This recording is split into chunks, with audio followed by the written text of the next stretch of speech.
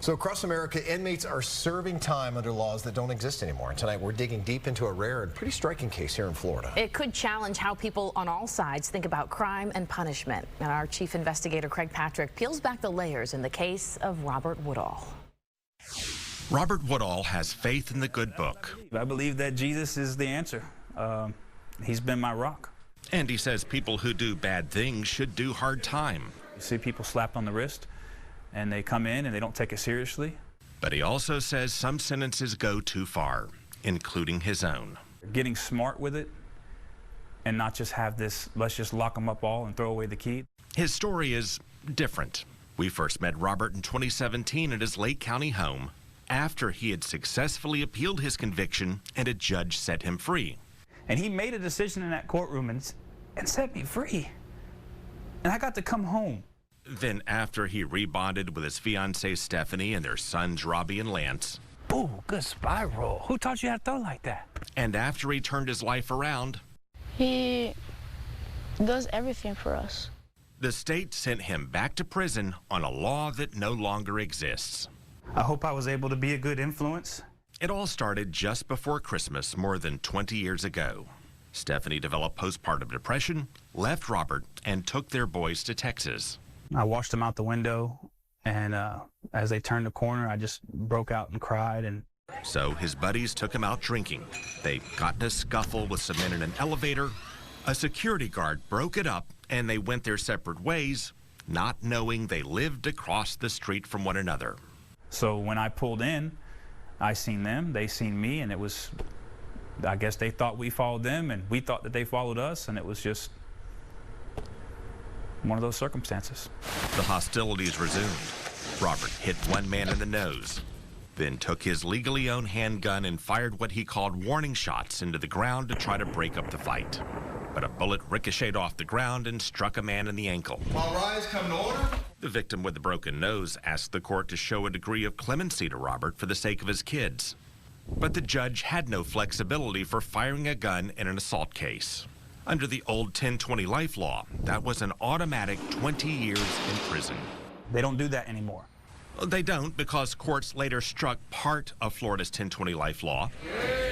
And then state lawmakers changed it to give judges more discretion. And after Robert Woodall served 11 years, a judge ruled there had been a procedural error in his conviction and released him. I get to be with my family. I get to be a father. Robert poured his savings into a landscaping business and juggled mowing lawns with volunteer work. He's got us going to church. He's got us, involved in the schools. But then a state prosecutor appealed Woodall's release, arguing there was no procedural error. And while the state had changed the 1020 life law, the changes do not apply to people like Woodall who had already been sentenced. And that's how this man who spent 18 months in freedom got 9 more years in prison. We were there as he was resentenced, and his family screamed and cried. He didn't do anything wrong. He's been over a year and he hasn't done anything wrong. That day that I left that courtroom, and I seen my sons crying in tears, and my whole family screaming and wailing, God showed up for me that day. Robert is now serving the final year of his reinstated 20-year sentence, and a lot has changed the past 8 years. Lance, he joined the Marines. He's over in Okinawa right now. Robbie joined the Air Force and got married in one of many milestones Robert missed. I remember falling into tears because I realized I missed all those moments and you can't get them back. Meanwhile, the state prosecutor who convinced the court to send Woodall back to prison moved on. Pam Bondi now leads the U.S. Justice Department as Attorney General. And back in Central Florida, Robert and Stephanie also moved on. After their painful last day together in court, and with the passage of time, they drifted apart. I made the final decision to separate because I could see it was just hurting her and hurting myself and hurting my children. Just kind of reliving, that moment over and over again.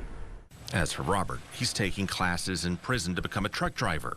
And he learned a lot about life caring for ailing inmates in their final days. That palliative care unit really taught me a lot. When you're around people who pass away, it really makes you see how short life is. He's completing his sentence with conflicting emotions, a man who feels he did not deserve another 9 years, and yet he says it strengthened his faith. And in that respect, absolutely, I'm a better person today than I was before I got reincarcerated. He believes in giving judges discretion and giving law enforcement the tools needed to keep people safe. I'm smart on crime too. I want our police officers and our attorneys and judges and correctional officers and everybody, doing the best that they can do to make sure that our society is protected. He speaks in nuance, often missing in the politics of crime. And I was a part of the burden. Regardless of where I am now, there was a victim in this. And he speaks in contradictions rooted in policy and in our history. So some might argue, hey, the 20 years worked.